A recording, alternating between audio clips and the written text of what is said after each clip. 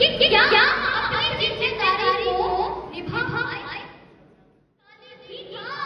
और समाज पिछड़ जा रहा है, चाहे वो शिक्षा के क्षेत्र में हो, चाहे वो खेल के क्षेत्र में हो, चाहे नौकरी के क्षेत्र में हो, या फिर राजनीति के क्षेत्र में। आप सोचिए कि आपकी इस कार्य में कितनी भागीदारी है। क्या कभी आपने इन प्रश्न के उत्तर तलाशने की कोशिश की?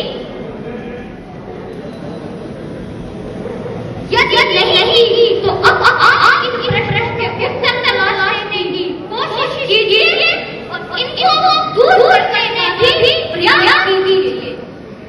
अगर हम फिर से उज्जवल समाज को उठाना चाह रहे हैं, बढ़ाना चाह रहे हैं, तो सबसे पहले हमारे लिए शिक्षा आवश्यक है। शिक्षा क्या है? हमें ध्यान देना पड़ेगा तब हमारा समाज उठ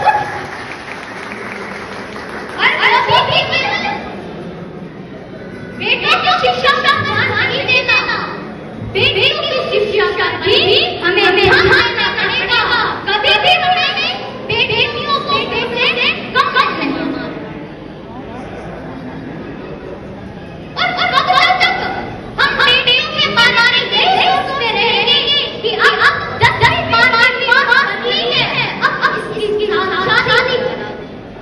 बेटियों को भी स्वतंत्र देखने का अधिकार है और जो भी बेटियों ने स्वतंत्र देखे हैं उनको पूरा करने की जिम्मेवारी आप सभी की है।